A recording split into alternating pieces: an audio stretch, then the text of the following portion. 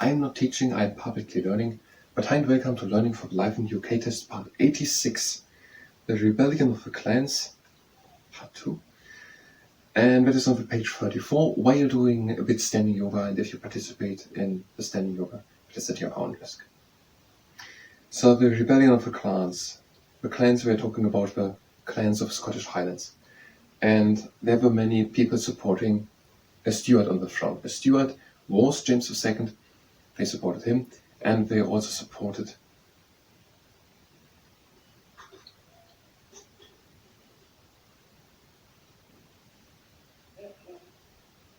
his son. That was in 1714. And they supported now the grandson of James II. That was, and his name was Bonnie Prince Charlie or Charles Edward Stuart.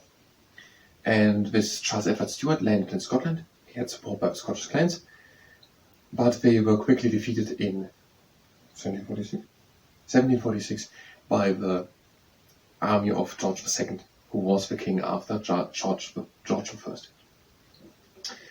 And these clans lost a lot of power and also influence after the Battle of Culloden. And now we were talking about something else. Now in 1707 was the Act of Union, or the Treaty of Union, Act of Union, which made Scotland and England one country. In 1714 died Queen Anne. In 1721 the first Prime Minister started his job. And when he was Prime Minister for 21 years, the first Prime Minister was Sir Robert Walpole. And this is mathematically the seventh following or succession or something like that. It's 7, 14, 21, and then it will go on 28, 35, 42. So we're having 1707, 1714, and 1721. In 1707, the Act of Union. In 1714, Queen Anne died, and in 1721, the first Prime Minister, Sir Robert Walpole, started his job. I'm not completely sure how we can connect them, or how these things are connected.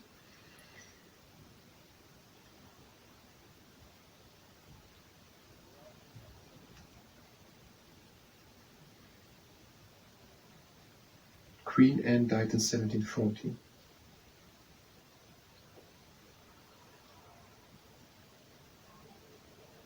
William and Mary's successor, Queen Anne, had no surviving children. This created uncertainty over the succession in England, Wales and Ireland and Scotland. The Act of Union, known as the Treaty of Union in Scotland, was therefore agreed in 1707. Queen Anne died 7 years later. So, while Queen Anne was still reigning, it was clear that she would not have surviving children.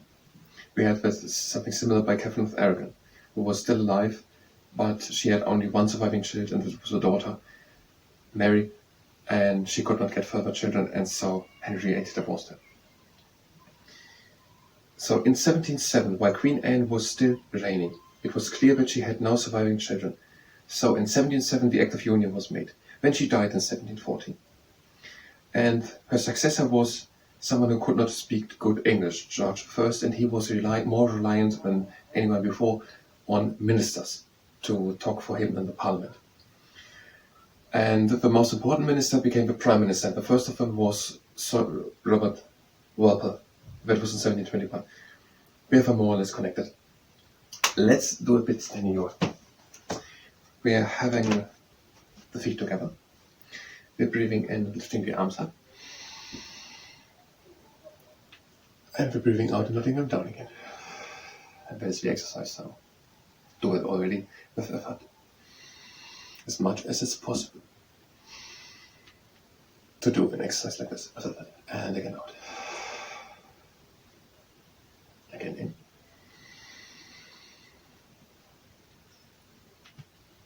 And out. Again in.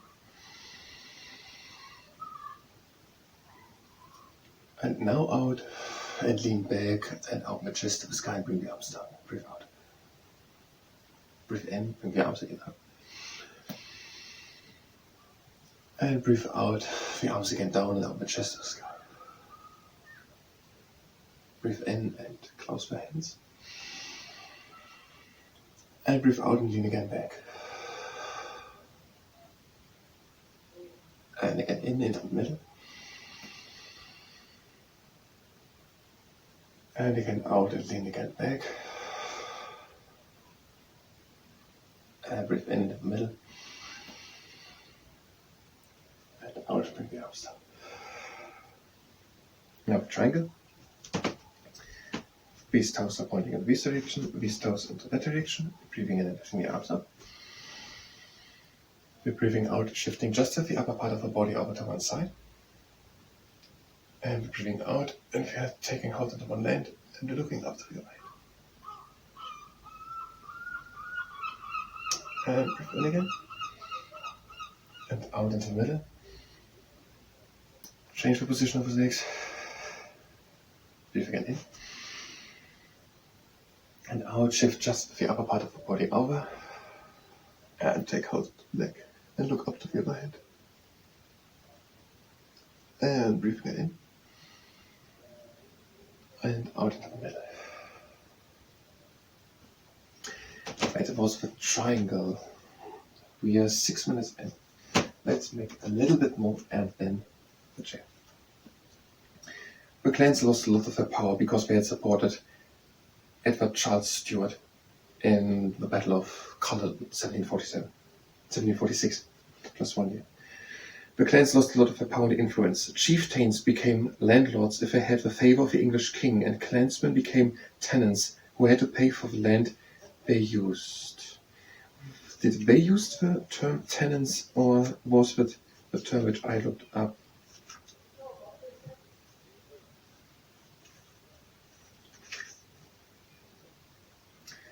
Some peasants had their own land, but most were serfs during the system which the normal conquest had introduced, the feudalism system. It is possible that never in the book tenants was named, and that was what I looked up. So it were slaves, and then serfs, and then the peasants.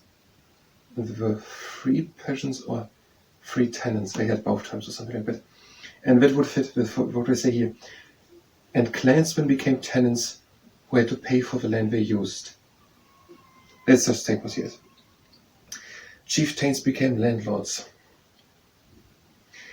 Now we should know what a chieftain is and what a landlord is and where the difference is. We kind of know it. Chieftains were the highest leader of a clan. And landlords did they become now, so they were governing the land. They were no longer chieftains of a clan, but they were governing the land, if they were in favor of the English. And the clansmen, so the normal members of the clans, became now tenants who had to pay for the land which they used. Let's do the chair. We're having the feet standing almost together, an inch of space between them. We're breathing in and lifting the arms up. And breathe out and come onto tiptoes. Now breathe in. And breathe out and sink down into the chair. We are keeping standing on the tiptoes for the whole exercise. Now breathe in and come again up.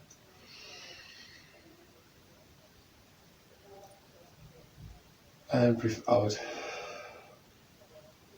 And sink again down into the chair. Now breathe in and come for one last time up. Breathe out, bring the arms down and the heads down.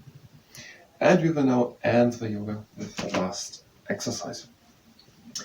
We're having the feet standing together, we're breathing in and lifting the arms up.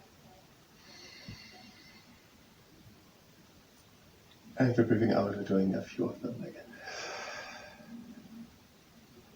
And breathe in and lift the arms up.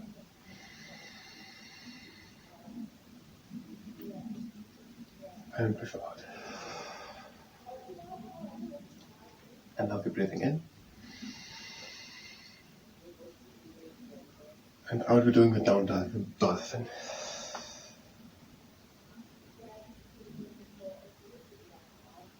Breathe in and bend the right leg. And breathe out and bend the left leg and straighten the right leg again. Breathe in and out and change again. The left leg is not straight, the right leg bend it. Breathe again in and out, change from last time. And breathe in, straighten both legs. And out. Breathe in and come up into monkey half lift. And breathe out and go again down. Breathe in and come again into monkey half lift, but just halfway up with a straight back. And out the last time down. Breathe in and do the up diving swan. Bring the palms of hands to touch. And breathe out. Let the hands stop. Now we're having 4 minutes left. Maybe we can end that section, which is titled The Rebellion of the Clans. A process began which became known as the Highland Clearances. Now we will know a bit more of it. Just first to understand Highland Clearances, we had something already as introduction. The clans lost a lot of their power and influence after the Battle of Culloden in 1746. Chieftains of the clans became landlords if they had the favour of the English king, and the clans men became tenants and they had to pay for the land on which we were farming.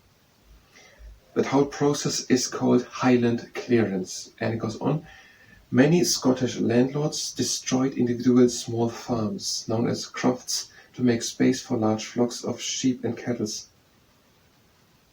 Evictions became very common in the early 19th century. Many Scottish people left for North America at this time. So first, a growing population was 3 chapters before, 3 sections. Many people left Britain in the 16th century, something like that, and Ireland to the new colonies. That is something like 1600 something.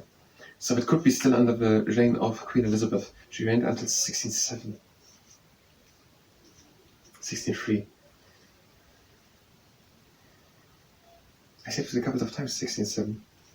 Is there another number 1607? Henry VIII started his reign in 1507 until 1543. It was something mixed up. 1547. So King Henry VIII, 1547. King Henry VIII had 6 wives and started his reign in 1509. And he reigned until 1547. Henry VIII reigned from 1509 until 1547. From 28th April until the 20th. From the 21st April until the 28th January. I can't find anything to 1607. So Queen Elizabeth, 1603, but it's learning numbers and having just one of the two is always a good starting point to forget that, because you're just wondering, did we have anything for the first number, and it starts to get all confused. So she reigned until 1603. No, we don't know, but even she died in 1603. But she reigned until 1603. But we don't know it from the book, so they will never ask until when she reigned. I don't think that is true. They could ask until when she reigned, even though we only know when she died. So the Highland Clearance began, and I just said something as introduction that it had something to do with putting the chieftains from being in the position of chieftains, the landlords, and the clansmen to the position of tenants who had to pay for the land which they used for farming. Maybe that is not meant with Highland Clearance. Let's read that exactly. Meant as with Highland Clearance. A process began which became known as the Highland Clearance, and the Highland Clearance is the process in which happened that many Scottish landlords destroyed individual small farms, who were known as crofts, and we had 2 similar names, which you will not be able to remember, called the pocket bowers, where only a wealthy family could vote, and the rotten bowers, where basically no one could vote. Now, if only a wealthy family could vote, and only the person who was possessing a certain amount of value, and only the male people, there were not that many people, so how many could it be in the rotten bowls, or where's the great difference between it could not be so many and hardly any voters? But okay, so the hiding clearance began. We don't have time to live, I guess. Many Scottish landlords destroyed small farms known as crofts to make space for large flocks of sheep. So they had a lot of sheep. They were exporting wool. I don't have time. Thank you very much. We will continue here. Thank you very much. Have a nice time.